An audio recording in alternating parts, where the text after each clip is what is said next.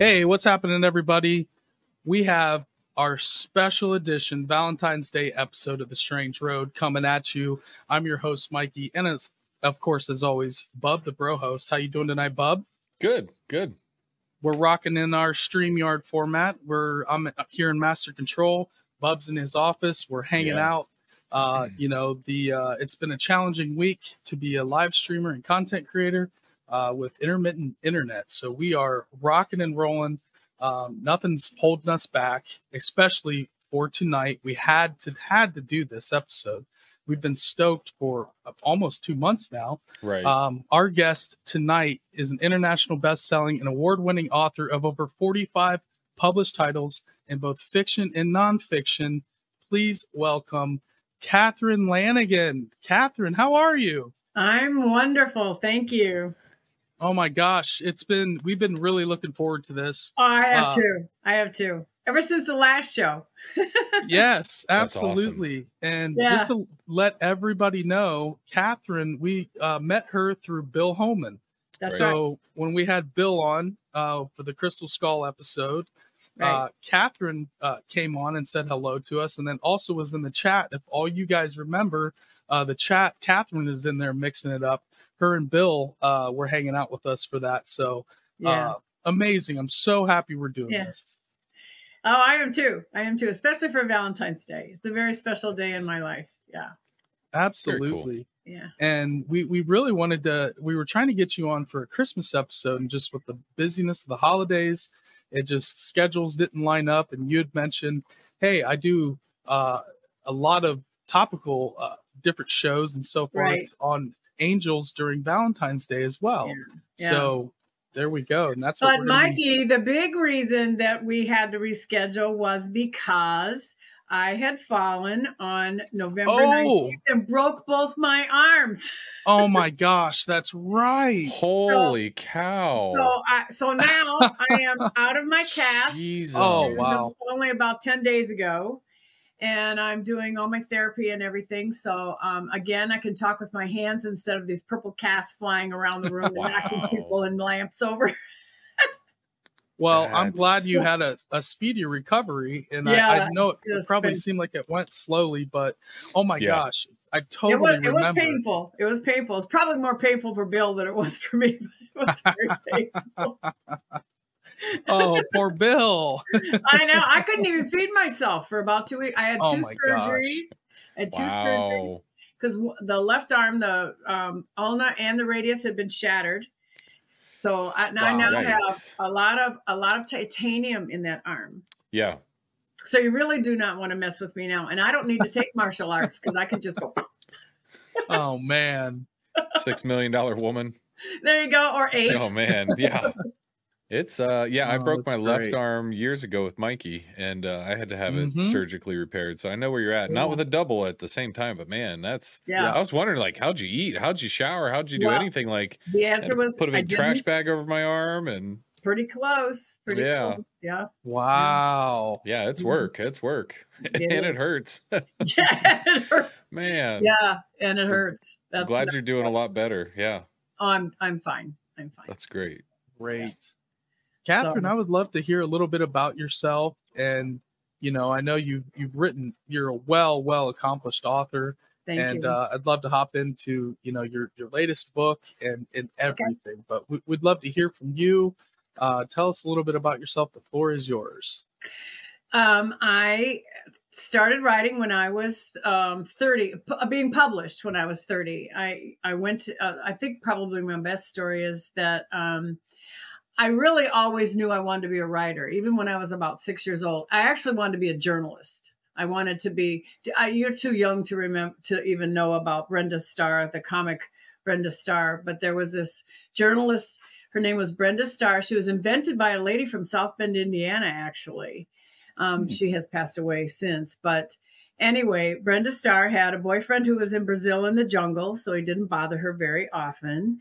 And she got to go all around the world and have all these wonderful adventures and all kinds of fun things that she did. And she met really interesting people. And I thought that was a great way to run your life. You know, you just live out of a suitcase and just go on adventures and see everybody. Well, anyway, I went to high school and I had teachers that, you know, really, really backed me up and said, oh, yes, you really do have some talent. We want you to. So I worked on the newspaper and I worked on the yearbook and, you know, all the average stuff. So I went away to college and, I declared I wanted to graduate summa cum laude and, not make sure I got those goals set straight, right? You know, and I wanted to be a journalist. So I was going to go into creative writing and journalism school and all that kind of thing. So my first semester at school, I jumped into Greek history and literature class. And for the final, awesome. we had our choice between a multiple choice test, or you could write your own Greek myth, and your Greek myth had to be 15 pages long. So I wrote my own Greek myth, and mine was 55 pages long. And because my teacher was the head of the English department, she said, well, next semester you need to take this creative writing class that we have that is being run by a professor. He's a traveling professor. And back then you had these professors that would go around I went to a little private school, and they would go around, you know, and they would be there for 1 semester, 2 semesters, that kind of thing. So anyway, this guy is from Yale, or I think it was Yale where he was from. He had been teaching there. And so I got in. I was the only freshman in this class of all senior women who all had jobs already waiting for them, you know, at Boston Globe and the New Yorker and Glamour magazine, all kinds of places, you know, but they were all placed. So this was like just, you know, whiz on through, no big deal. So after the first month, I wrote my first short story. And we were supposed to take our short story and present it to the class, and then the class would critique it and tell you what was wrong with it, all that kind of thing. So obviously this was the freshman being thrown to the Christian being thrown to the lions, if you get my drift there. Oh yeah. So the night before my little story was to go to the class, the professor asked me to come to his office and he wanted to talk to me. And I was so sure, because I knew I had talent. I thought, oh my God, he really loves my story and he's going to tell me how great it is. So I went to his office and he said, I was standing at the doorway and he says, oh, come in, Miss Lanigan, you know, and it was absolutely the quintessential Hollywood or professor, you know, the Hollywood idea of a professor with the horn rim glasses and the corduroy jacket, and you know, he was very tall, 6'6", and his voice boomed, you know, the whole deal. Yep. Exactly. Yeah. Very intimidating. Very intimidating. Yeah, there you go. Jacket. So anywho, I got in and I had my little short story in a folder, and he threw the folder at me and it skidded across the desk, landed in my desk, and he says, frankly, Miss Lanigan, your writing stinks. Wow. Whoa, hello. Wow. Man. Thought, don't mince any words there. You know? Don't want to be diplomatic. So anyway, I was, you know, and I'm only like, you know, 17, 18 years old or whatever it was at the time. And, you know, and I was just like, how is this happening? And he said, you know, I don't know how you got into my class. I don't know what Sister Dorothy Smith was thinking about, you know, recommending you for my class, because you have to be fairly talented in order to get into my class, you know. And I said, well, you know, I just really want to be a journalist. I really think that I could do this job. And he said, believe me, you can never earn a living and never earn a dime as a writer. Wow. And he said, words of encouragement. Yeah. Oh yeah. So he goes, Jeez. So he said, your description is nice, but you have absolutely no idea what characterization is, what plot structure is, you know, and he just went on down this, you know, whole list of everything that I did wrong. And now at this point I am crying, you know, and I'm just like, oh God, you know, what am I going to, and he said, however, He said, I'm very, very well aware of the fact that you have declared that you want to graduate summa cum laude. But it's too late in the game for you to take a pass fail in my class. So we can't go that route. So he said, the only thing for me to do to help you out is for me to be the crutches for you and get you through my class so I can give you a B. So it will not completely destroy your ability to get to your magna cum laude. But he said, I'll tell you this, I will make a bargain with you. I will do this for you if you'll make me a promise. And I said, what's that? And he said, you promise me that you'll never write again. What? I don't get that. That guy needs to be in a new profession. Do something different, man. Yeah. So he wanted to give you a passing grade or a B, but he never wanted you to write. Yeah, correct. I said, and I was terrified, and it was a Catholic school, and I was all in, we were always told, you listen to the voice of authority, blah, blah, blah. So I said, it's a deal. And I said, I'll do what I have to do to get the B in the class. And so that night I took my little short story and I got a metal waste can, and I went to the top of the dorm. We had a sun deck out there and a pack of matches, and I burned it. And I said, and I made a promise to God that I would never believe in dreams again, that I would, if I could not see it, taste it, feel it, chew it, spit it out, I wouldn't do it. And I did not write anything for 14 years. Wow. Did not do it. I changed my major. He had said, you need to change your major because you're not going to earn any money as a writer. So, and he said, you could be a nurse. And I said, geez, I could be a teacher too. Jeez. Yeah. I got. That away, Catherine. Yes. That's the only finger I got. Absolutely. So anyway, I got the B out of the class, and but I did not graduate summa. I graduated magna because I had to take a math class to even graduate, and I was really bad at math at that. And it was all that kind of crazy math. It wasn't like add these up and add black numbers and red numbers. Those are the ones that these are the ones that lose money. These are the ones that make money. Those are the only ones I know. Right. So anyway, that is probably. What's interesting is Jack Canfield starts his lectures out with my story. Wow. He said, if anybody ever tells you, that you can't do something, let me tell you about Catherine, what happened to her. Oh this gosh. This one's a real getter. Right. I mean, they just don't let any writer into the chicken soup family. You really have to know how to write and have to be accomplished to be able to be in that category of author. Right. Oh my gosh. So that's how all that started. And then in I think it was the summer of 1978 or 78, I think it was 79, something like that. I was in San Antonio when Judge Woods was assassinated by the Hells Angels at that time. Wow. And all the journalists from all over the United States were there. I mean, I met Walter Cronkite, Howard K. Smith, they were all there of that time, the late 70s, early 80s, So anyway, there was this whole table of journalists sitting there and out by the pool area, the restaurant, whatever. And I never had guts to get up and say anything to anybody. And I went over to this group of writers. They were all sitting around writing different stuff. And I said, I just want to say what I really admire what you do, as journalists. And this one guy turned around and he said, yeah, well, what is it that you think that we do that you admire? And I said, well, you bring the truth.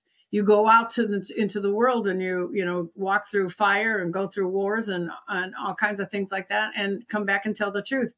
And he said, and I said, I always wanted to be a writer, but I have it on good authority that I don't have any talent. And he said, who told you that? And so I told him the story about the professor. And he said, well, what have you written? And I said, well, nothing, because he told me I couldn't, that I had no talent. And he said, listen, I know writers that have screenplays and books stacked up to the ceiling, and they just keep on writing. And he said, right. If you would be a writer, you would be writing. And he said, I'm really ashamed of you because you have not written anything. Wow. And I went home from that. And that was one of those aha moments in your life when you're just like, oh, I've been going down the wrong path, you know? Mm-hmm. And so spiritually, I believe that person was brought into my life to, you know, the first one kicked me down the road this way instead of me kicking him back. Mm-hmm. I didn't. Right. And then the next one comes in and kicked me back on the path where I was supposed to be. So anyway, I literally sat down and I wrote my first book. It was a romantic historical, but I made it a spy thriller, which wasn't done at the time. And actually, I've always been this conspiracy theorist. I mean, since I was a little kid, you know, it's like, well, what was really going on, you know? That right. Right. And so I had a whole conspiracy. The whole thing was a conspiracy theorist around World War I. Cool. Which today happens to be the truth. So right. Right. It's usually how it goes. So we all love this now. But anyway, I sat down and wrote the book. It was about 650 pages, something like that. I wrote it in about 3 months in longhand in my son's school notebooks. I had my girlfriend. I didn't even have a typewriter. Wow. I barely had pencils and paper, you know, but I was writing. And so I just kept on writing. And then I hired my girlfriends in the neighborhood to type it up because they were all secretaries or had typewriters at home and I didn't have one. And I packaged it all up. I sent it to this guy, you know, who he'd given me his card. And I sent to this guy. And, you know, a month went by or whatever. And he called me one day and he said, hey, you know, I got your manuscript. And he said, I thought it was damn good. So I sent it to my agent in New York and she's going to call you in half an hour. So this woman calls me from New York. She starts asking me, you know, what plans do I have for the book? Do I want to go trade, paperback, hardcover? I never even heard the word trade. I didn't know what that was. Sure. And she said, what do you see for your career? And I'm going, she goes through this whole long thing. So I finally said to her, she said, I want to sign you up with my agency. I'll send you some papers in the mail, you know, for you to sign, some contracts to sign. And she said, and I'll get busy. Trying to sell your book. And she said, so do you have any questions for me, you know, as we end this conversation? And I said, yes, I just have one. And she said, what is it? And I said, does this mean you like the book? Yes. I was like back there, like, okay, are we all right now? Right. That's too funny. And in about 6 weeks, she had 2 publishers bidding on the book. Amazing. That's awesome. Look at that. Yeah.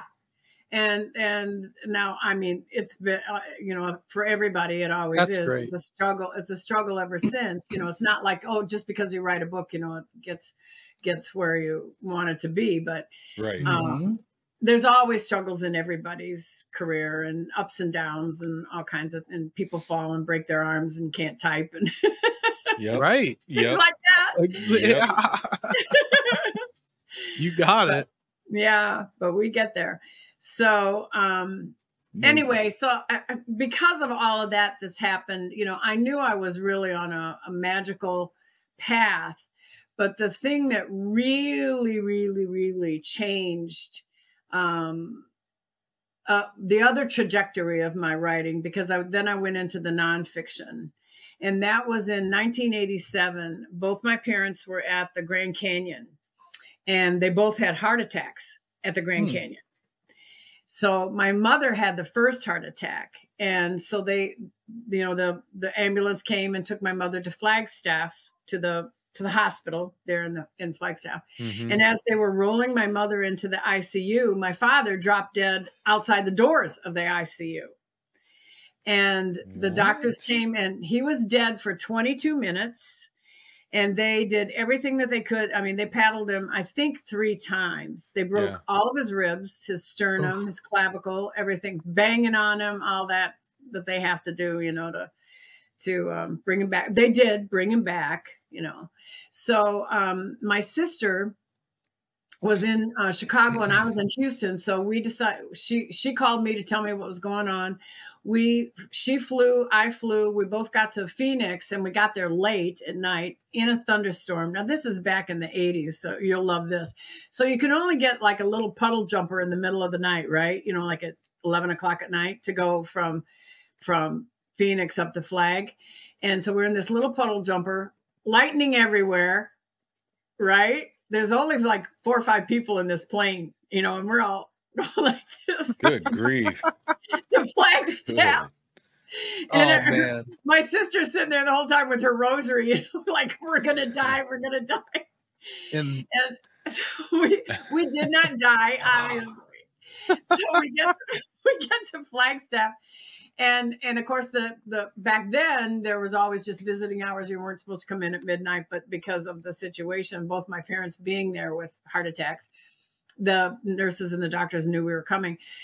So anyway, when we walked in, my dad was awake. It was about midnight, 12:30 or whatever. And he said, "Oh, Kath, I am so glad you're here. I've got to talk to you." And I said, "That's great." I said, "You know, how are you doing?" He said, No. I got to tell you what they told me on the other side. And I said, now, he's very Catholic, right? So Catholics always say heaven. They don't say the other side. And this is in the 80s. You know, people weren't throwing the terms around that we use now, the other side, Sure. all that kind of stuff. And so I had heard the other side, and I knew what the other side was, but I didn't know that he has this, you know, we're talking a quantum leap for this guy. And he said, I talked to the being of light, and I want to tell you about that. And I said, wait a minute, the being of light. Now, I had not heard of a being of light at that point. Okay. And I said, you mean an angel? You talked to an angel? And he said, no. The angels are the other guys.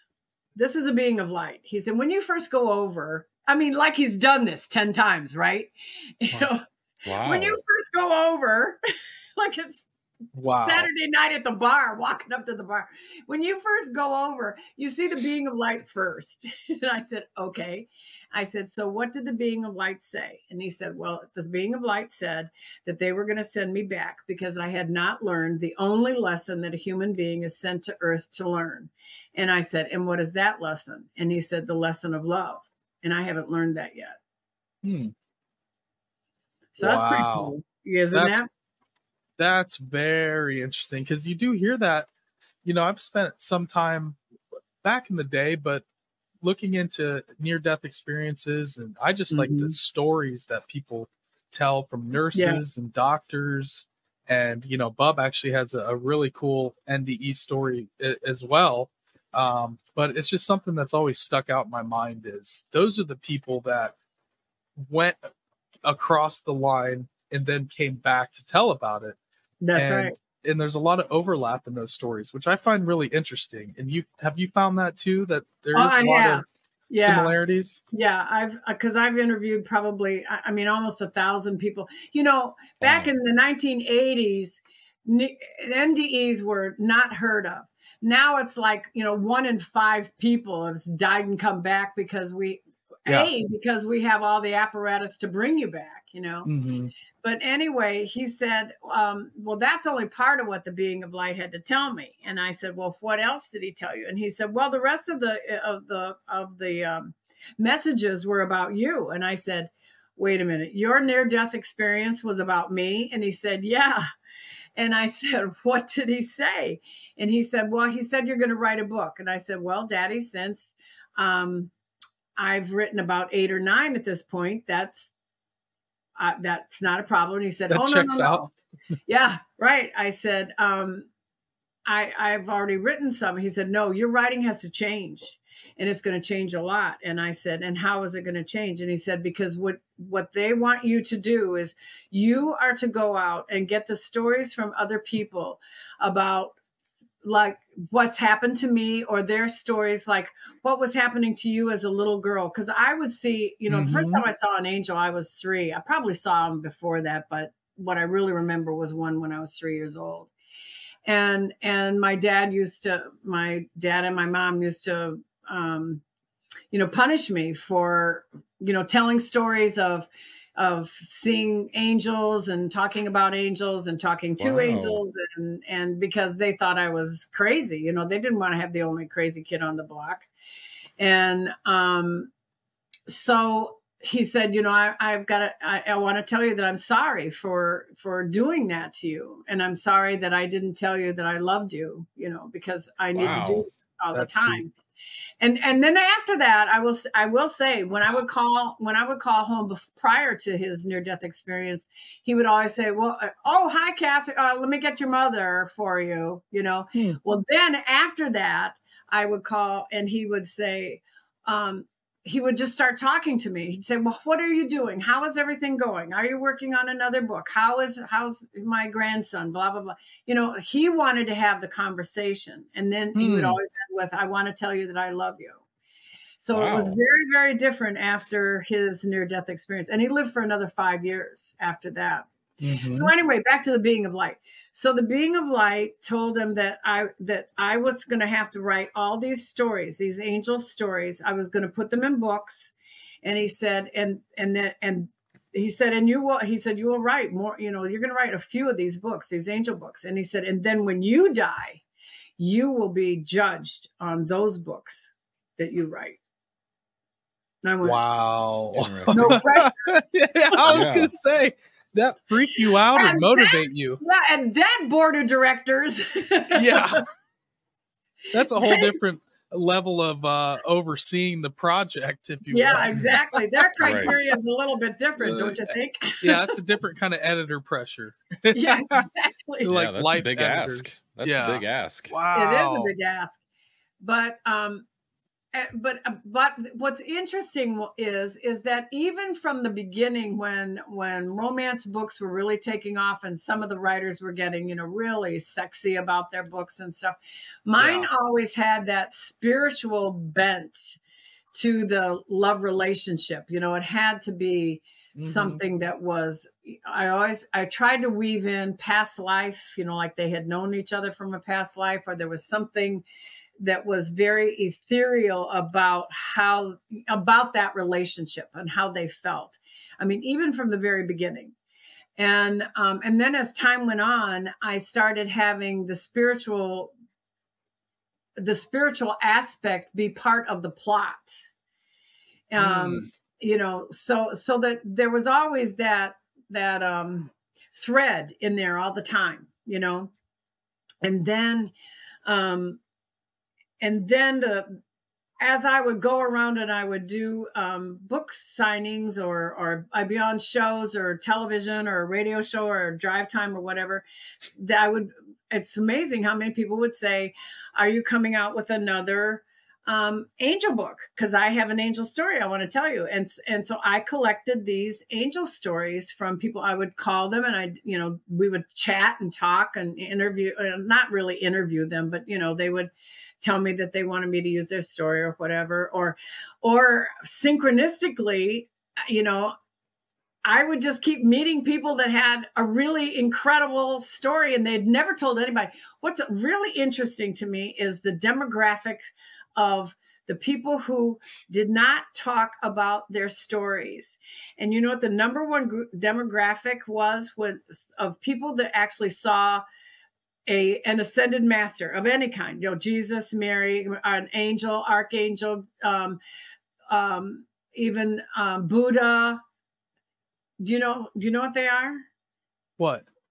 Pastors. Wow. Priests. Coming to them as pastors? Nuns. They would not talk. Okay. They were afraid that their congregation would leave, that their congregation would think that they were trying to say that they were better than everybody else. Whoa, wow. You know, that kind of thing. And that was the number one demographic that did not. So they used my books. They would always give me their story anonymously. And then the number two was truckers.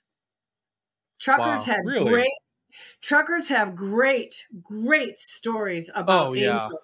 I mean, they can literally, like, morning, noon, and night, these guys get out of a truck and walk over here and there's an angel standing there. It's just, wow. I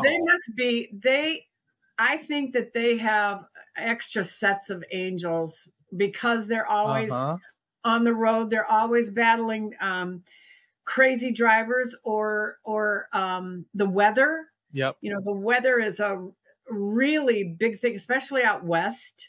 I can totally see that. You know, ice storms and wind out west, mudslides, electrical storms, things like that. It's very interesting.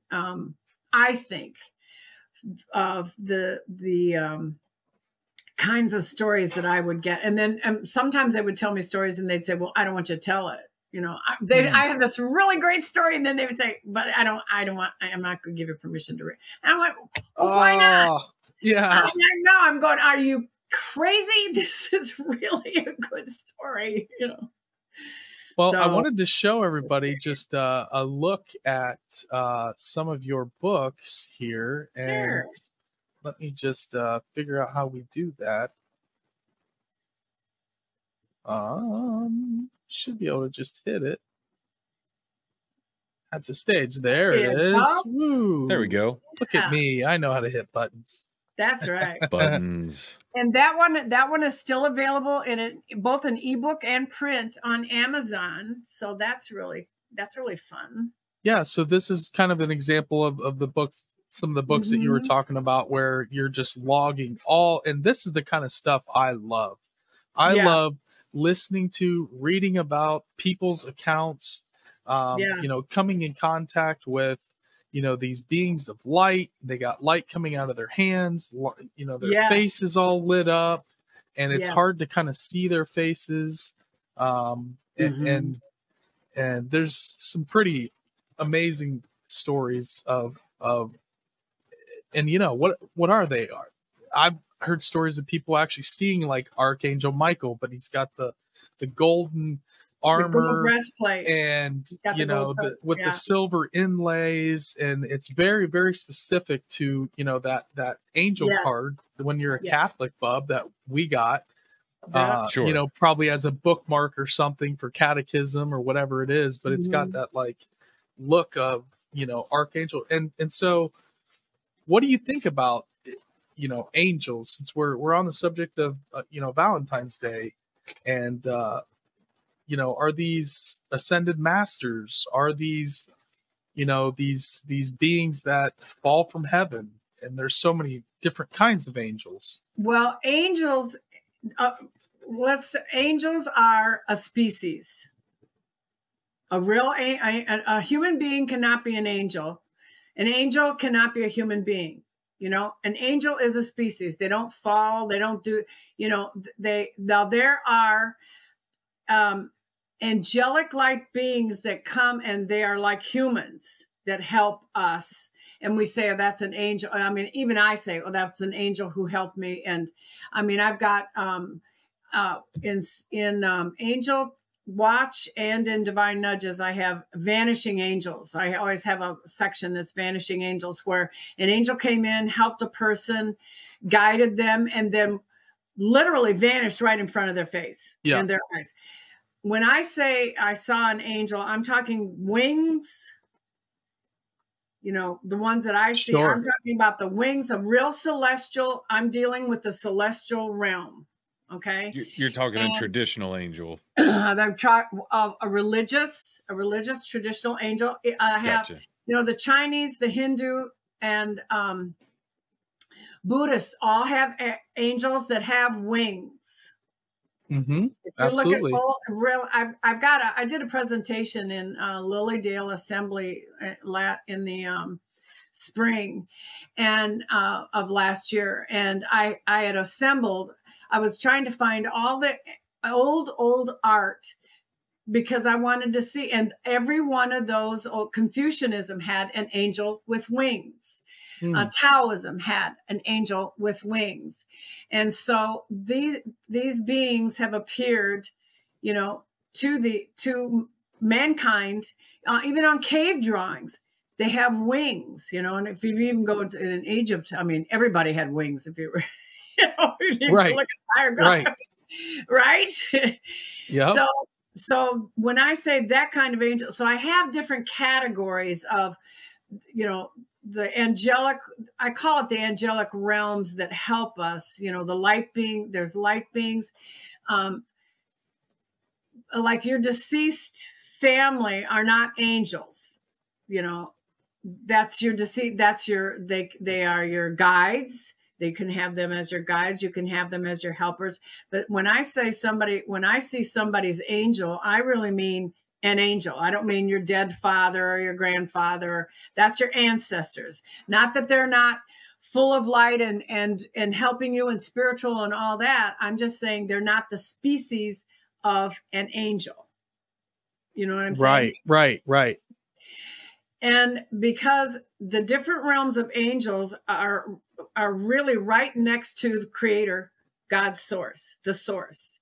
They bring a message from source to you to help you, to guide you, especially now. I mean, at this point, at this juncture of humanity right now, this book that I'm coming out with, and guys, I really want to have another show when we really talk about that, because we're going to get really down about what's going on right now and with the angelic realm and what it's doing, because they are here.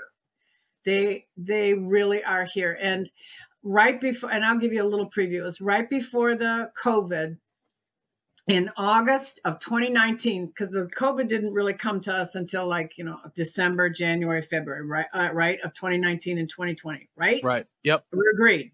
Okay. So in August, maybe Labor Day, September, I was sleeping, and I heard this knock on my door, on my bedroom door, and I woke up. I mean, I'm awake. I woke up, and there's Jesus. And he says, I want you to get up. He said, well, I heard, Catherine, wake up. And then I woke up, and there was Jesus. So I don't want to say I woke up first, because he woke me up. And he said, I want you to go to the front door. Come with me and go to the front door. And I went to the front door, and he said, I want you to open the door. And I opened the door. Now, both of those are an act of submission on my part. He is my leader. He is my master. I do what Jesus told me to do. Correct? We agreed there? Yeah. Mm-hmm. Fair point. Yep. All right. So I open the door, and out on my front lawn, I have these two Adirondack chairs. In one chair is Michael the Archangel, and then there's another angel with them. And to this day, Jesus just said, look at, and I'm looking at Michael, and it's the breastplate and the whole thing. I've got a whole thing where I describe what, to the nth degree of what Michael is, wearing and in this next book, because that's another thing that happened during the COVID. But anyway, so I live on a golf course, and it's a very old golf course. It's 100 years old. So the trees go from here to heaven, right? And my window looks straight out on a fairway that goes straight down from here. And it's about 3/4 of a mile. And it's beautiful. I mean, it's just, there's trees and water and everything on either side of it. Okay.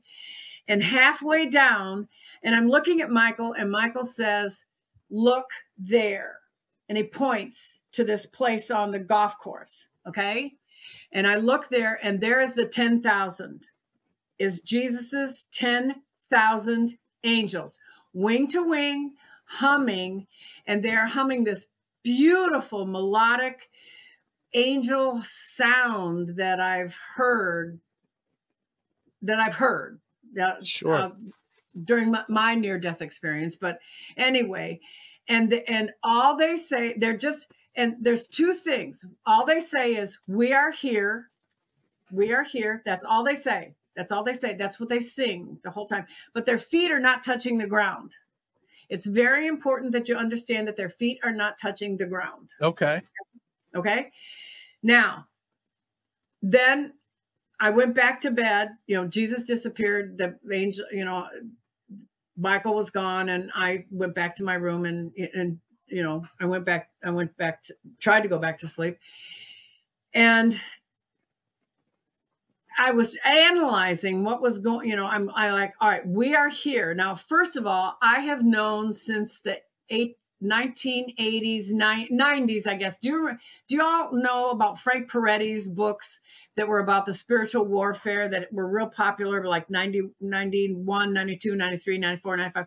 Okay, not off the top of my head, but yeah. Okay, there was a series that he did that was about the spiritual war between the angels and the demons that were around the earth.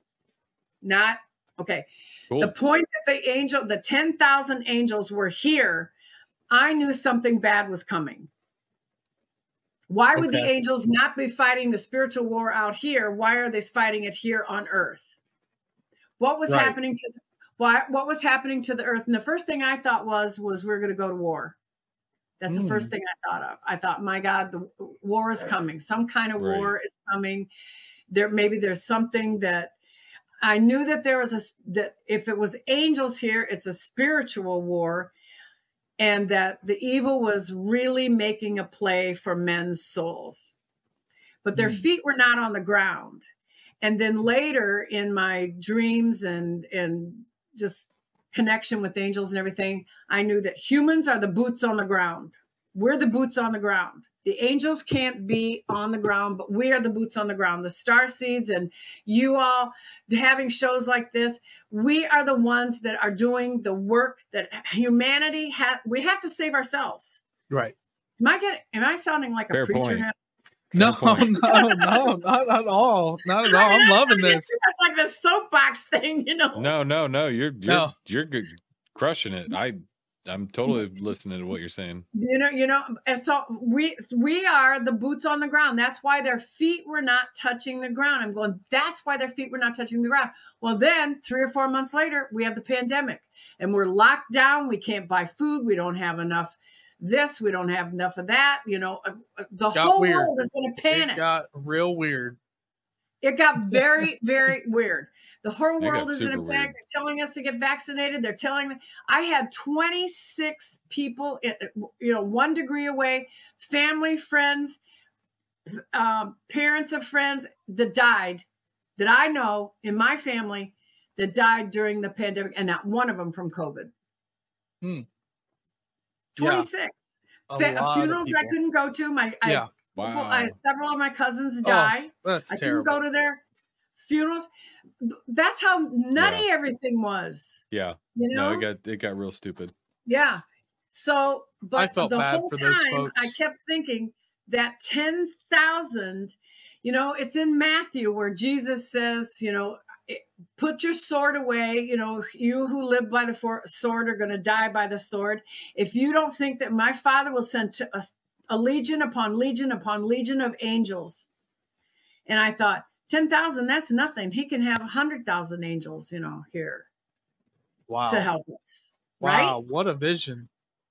Right. That is wild. I got more, but that's in the next book.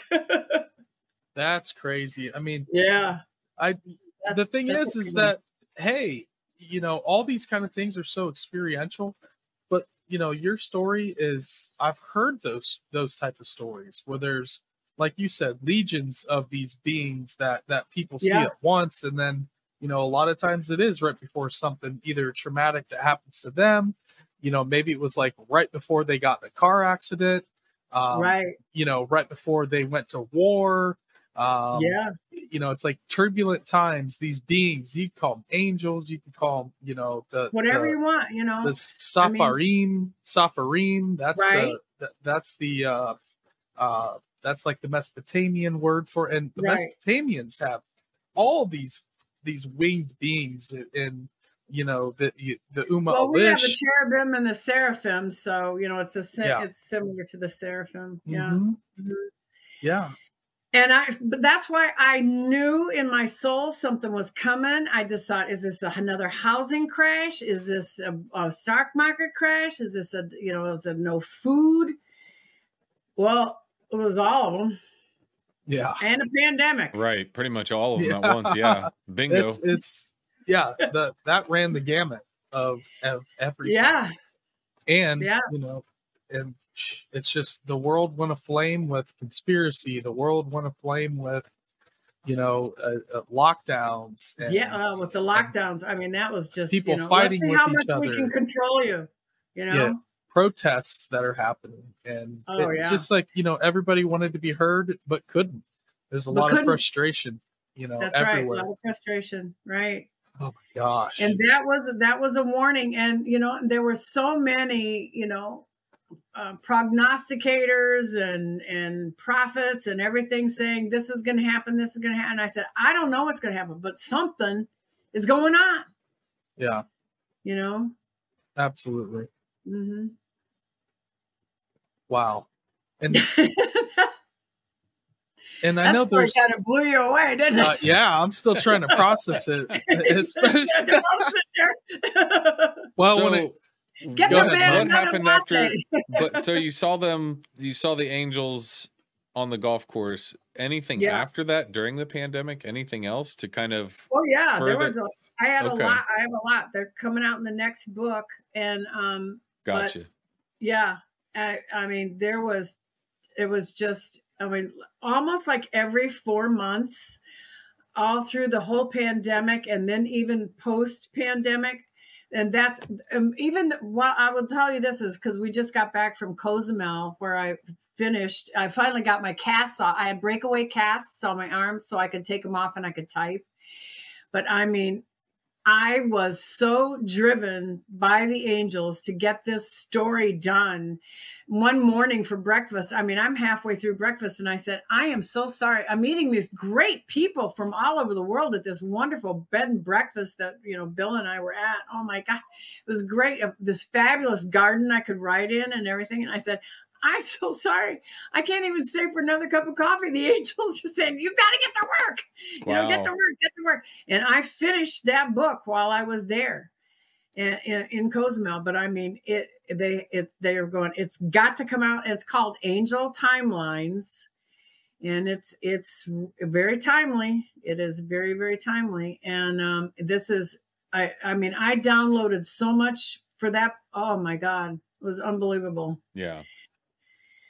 Very interesting. Very interesting experience. I can't wait for that to come out. Angel Timelines, everybody.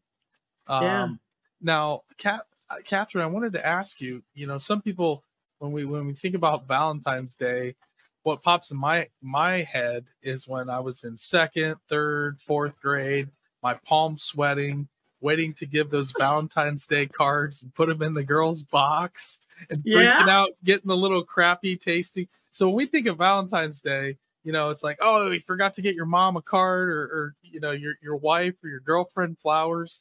But really, St. Valentine's and the story of it.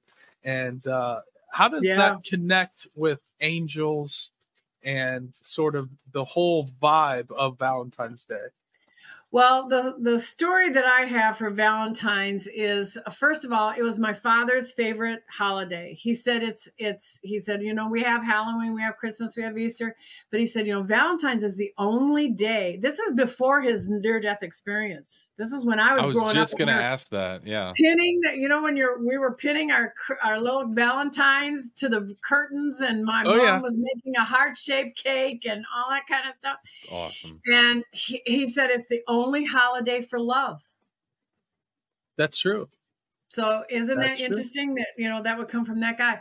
Well, anyway, my story is my father passed when he died. He died. He had, I don't know how many heart attacks and so many strokes before he finally, that last 5 years, he finally died, and every time, he had he died literally 3 times. And, when he finally really died, my sister said, well, was he really dead this time? Oh my God. I believe it. Yeah, right? Oh man. So anyway. I like her. I haven't even met her. Yeah. Well, anyway, so the next Christmas after that, I was in Houston and I was putting up my Christmas tree with my fiance at the time. And I had this ring that I had had for 25 years, that had like a 3/4 of a carat diamond at the top of it. And it was a live tree, we put up this tree and I knocked the diamond out of the ring, and we kept trying to find the diamond. And of course we didn't find it, it was gone. And so, about 2 weeks after the tree was down and everything, about 2 weeks later, I came home and I went into my closet. I had a big closet at that time with a countertop in there. And there was a particular perfume bottle that was in the shape of a bracelet, and it had a blue stone at the top of it. And there on the top of this blue stone, out of nowhere, was this big, almost 1 carat diamond, loose diamond sitting on the top of a perfume bottle. So I asked my girl that was, helping me clean the house. I said, "Did you find this diamond?" She said, "No, I didn't find anything." And I thought, well, maybe it was in my sweater or something. And, I knocked it off. And so anyway, for Valentine's Day, my fiance said, "What would you like for Valentine's?" I said, "Well, I'd like one of those little hearts, diamond hearts necklaces. I think it would be so cute to have one. I have it on right now." And I said, "I would really like a diamond heart necklace." And he said, "Well, I know a diamond guy in Dallas." He said, "We'll take the diamond and we'll trade it in and have the diamond made into a little necklace for you." And I said, "Okay."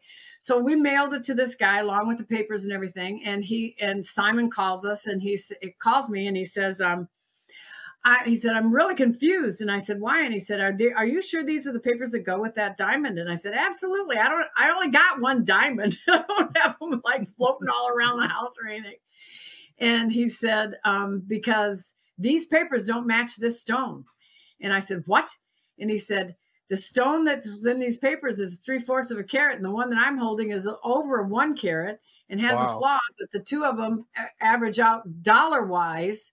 And he said, "Well, we'll put them together and make you a little heart." And I said, "Oh, that's great. That's great." Well, I was on a radio show in Houston, and at the end of the radio show for Valentine's Day, my friend, the DJ, he asked me, he said, "If you could have anything for Valentine's Day, what would you like?" And I said, "I want a sign from my father that he is still alive and he loves me."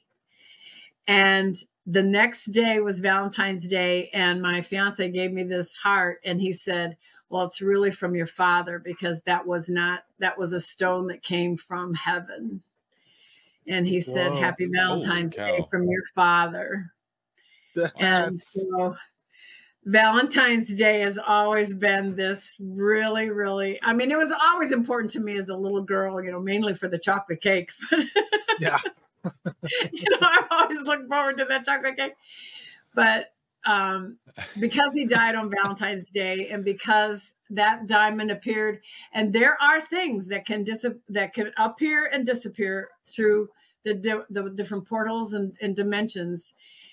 I've seen, I know plenty of people that have a pearl appear and disappear, but I had a diamond appear in my closet, and we turned it into a necklace that was from my father. That's so weird. Wow. Yeah, I'm sorry. That's an unusual that's not method. Your little candies and all that kind of stuff with the flowers, but it's a real different. Valentine's physical object, angelic Valentine's story that I wanted to end the show with. Beautiful. It means so much to me because that Valentine was from my father. That's so beautiful. Yeah. Oh, thank you for sharing that story. That's already getting me in the mood for Valentine's Day. I'm a girl dad, so Valentine's Day is a big deal. It's a big deal. It's a real big deal in our house. Yeah.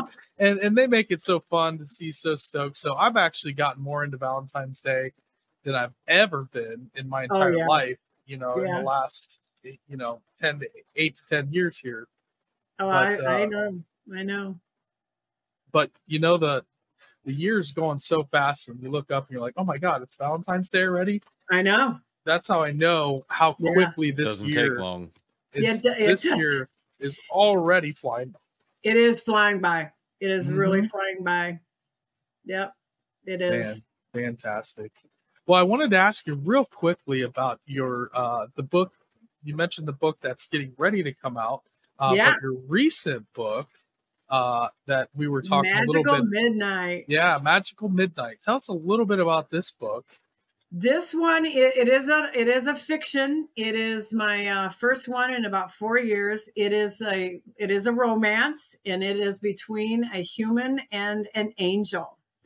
And I have Angel 7777 comes to Earth on the winter solstice, and she has 3 days to bring an estranged father and son back together before Christmas Eve, when her mission ends. But she's not ready for the fact that she can fall in love with a human. And I'm not going to tell you the ending, because it's a very happy ending. And but there's a lot of really strong downloaded angelic messages that I've carefully woven like silver threads through the narrative of the story. So that it opens up a lot of people to see some of the spiritual side in their own life, just even as they're reading the story. And then it will lead you into angel timelines. Yeah. Beautiful. Beautiful. Yeah. Very cool. There you go, guys. If you're into romance novels, that's a new take. I think a fresh take. You know, I think I remember an 80s movie where there was an angel that came back to Earth, and it was like kind of one of those like Michael Landon kind of funny 80s movies where you know, it's like those almost like Pretty in Pink, or you know, one of those kind of teenage heartthrob films from the 80s, but it was an angel that had come back, and they did it with a mannequin. If you remember the movie Mannequin, they also remember the movie Mannequin. Yeah, it was kind of like Mannequin, but the angel version of it's like somebody did Mannequin. They're like, oh, we could just make it about an angel. I know somebody in the chat is going to know that movie. Probably not, right? Yeah. Oh, this has been awesome, Catherine. We really, really, really appreciate you. And, you know, I would love to, you know, hear some final thoughts from you, and then also let everybody know where we can find you, where they can find your books. And this is our first Valentine's Day episode, and what a great story you told. So thank you so much for that. Oh, you're welcome. Everybody can find me. I have a brand new website. It just went live 2 days ago. It's called www.officialcatherinelanigan.com. And there you can order my books straight from there. And the only way you can get a first edition and signed by me is through my my website. The ebook is up on Amazon right now, and the print book is going to go live next week on all the venues. It'll be Amazon, Barnes and Noble, good, you know, it'll be worldwide. So we're really excited. I'm so excited for you, That's Catherine. awesome. Yeah. Wish you the best of luck, and thank you. you know, sometime we got to come and hang out with you and Bill and go on an adventure. Right? We need to go on an adventure with you guys. Yeah. Oh, I know. Well, yeah.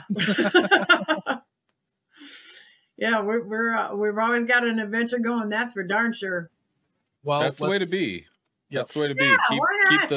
Keep the ball rolling. Yeah. Rolling stone gathers no moss, you know. That's right. Yeah. It's a good way to be. Yeah. Well, we will absolutely keep in contact with you guys. Please do. Awesome.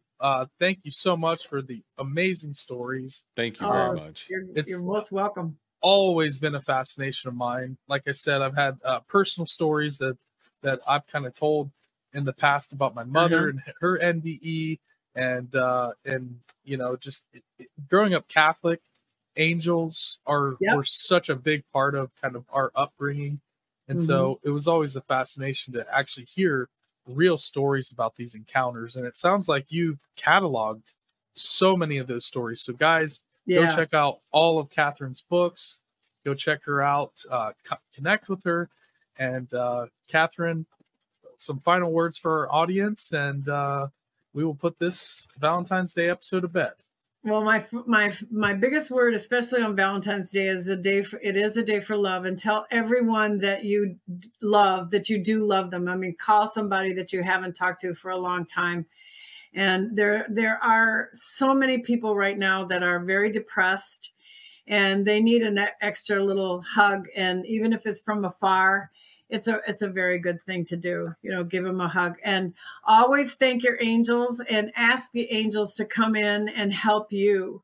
They're there to help you. There's a prayer that we say all the time. It's, dear angels, please show me that I can have everything that I want for the greater good, for myself and all of humanity.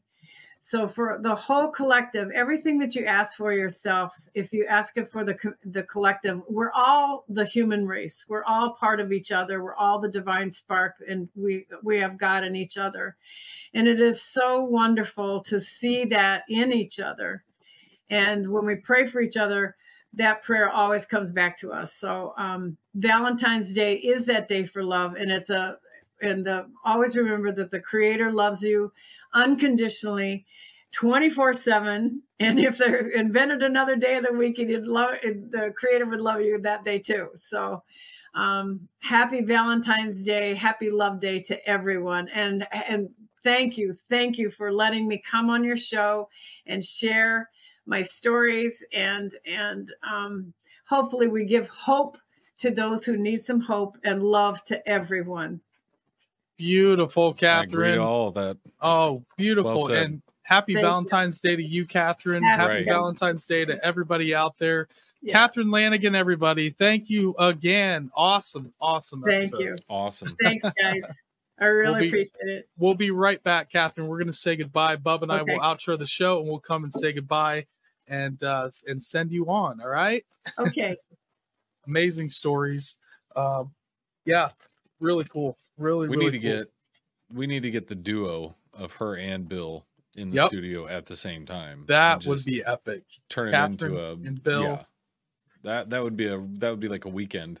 I'm with you. We'd have to do like double record, but that was great. She has great stories. I love that. The whole thing about the professor saying, "Oh, you shouldn't write," and then somebody years later you should, and it's the whole context of, made me think, like, how do some people have that, like, just unabashed belief in themselves that they're going to do whatever, they're going to climb Everest, they're going to whatever. And I'm like, I'm not sure I locked my house. Yeah. Is somebody guiding them? Is there some force behind them? Right. But you have somebody told her initially, hey, don't ever write again. It's like, man, don't listen to that person. But how do you know? What if that's a person. Especially when you're young. Absolutely. That's what I'm saying. So anyways, I just thought that was very interesting. Great but, message. How many times too do people not really find out what they need to do or what path they should be on until? I always love the one about different actors or whoever. Like Steve Buscemi was a firefighter up until like age 40, I think, and then he started acting, or whoever. So sometimes it might take a little while, but if you stick to it and you just kind of keep at it, and sometimes it just kind of falls into place. Yeah, glad Catherine did. Yeah, it's amazing. We wouldn't have 48 awesome books. Gonna be 49. That's wild. That's wild. Almost 50. But hey, guys, as always, actually, that new Discord channel is live. The Discord server is live. Hit that link in the description. If you follow us on Instagram or Facebook or anywhere else, it's linked all over the place. Join us in Discord. You can follow us on all the social media platforms at The Strange Road. If you're here in YouTube, hit that like and subscribe button. Got to be that notification bell. And if you guys are listening in Spotify, Apple, or anywhere else, hit that 5-star review. We appreciate the hell out of each and every one of you. We are out. Love, peace, and chicken grease. Later, everybody.